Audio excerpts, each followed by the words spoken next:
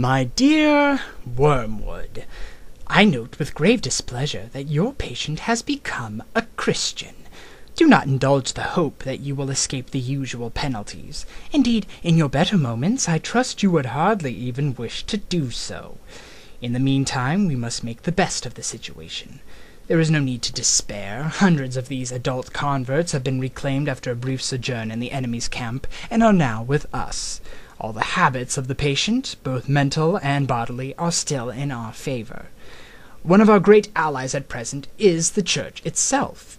Do not misunderstand me. I do not mean the Church as we see her, spread out through all time and space and rooted in eternity, terrible as an army with banners. That, I confess, is a spectacle which makes even our boldest tempters uneasy. But fortunately it is quite invisible to these humans. All your patient sees is the half-finished sham Gothic erection on the new building estate. When he goes inside, he sees the local grocer with a rather oily expression on his face, bustling up to offer him one shiny little book containing a liturgy which neither of them understands, and one shabby little book containing corrupt texts of a number of religious lyrics, mostly bad, and in very small print. When he gets to his pew and looks around, he sees that selection of his neighbors whom he has hitherto avoided. You want to lean pretty heavily on those neighbors. Make his mind flit to and fro between an expression like the body of Christ and the actual faces in the next pew. It matters very little, of course, what kind of people that next pew really contains. You may know one of them to be a great warrior on the enemy's side. No matter. Your patient, thanks to our Father below, is a fool.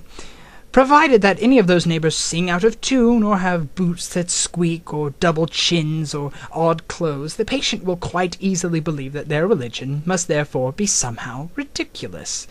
At his present stage, you see, he has an idea of Christians in his mind which he supposes to be spiritual, but which, in fact, is largely pictorial. His mind is full of togas and sandals and armor and bare legs, and the mere fact that the other people in the church wear modern clothes is a real, though of course unconscious, difficulty to him. Never let it come to the surface. Never let him ask what he expected them to look like. Keep everything hazy in his mind now, and you will have all eternity wherein to amuse yourself by producing the peculiar kind of clarity which hell affords.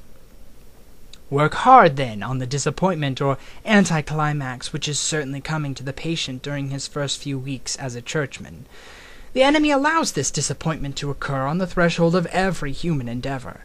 It occurs when the boy who has been enchanted in the nursery by stories from the Odyssey buckles down to really learning Greek.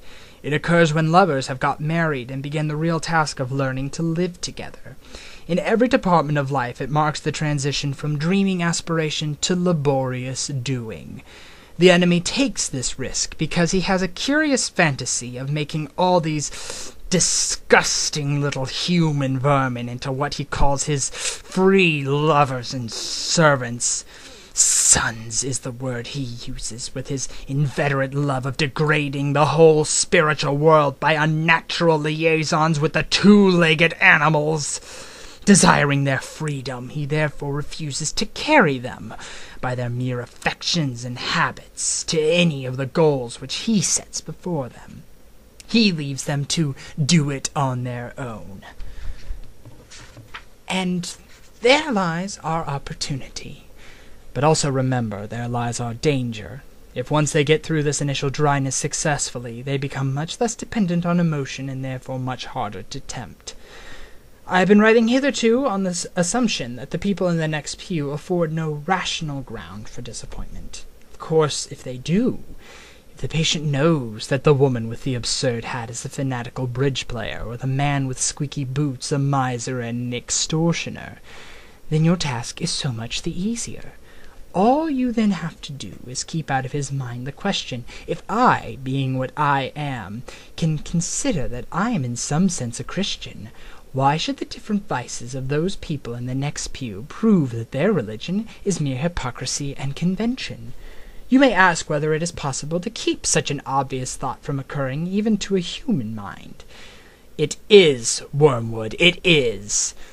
Handle him properly, and it simply won't come into his head. He has not been anything like long enough with the enemy to have any real humility yet. What he says, even on his knees, about his own sinfulness is all parrot talk. At bottom, he still believes he has run up a very favorable credit balance in the enemy's ledger by allowing himself to be converted, and thinks that he is showing great humility and condescension in going to church with these smug, commonplace neighbors at all. Keep him in that state of mind as long as you can. Your affectionate uncle, Screwtape.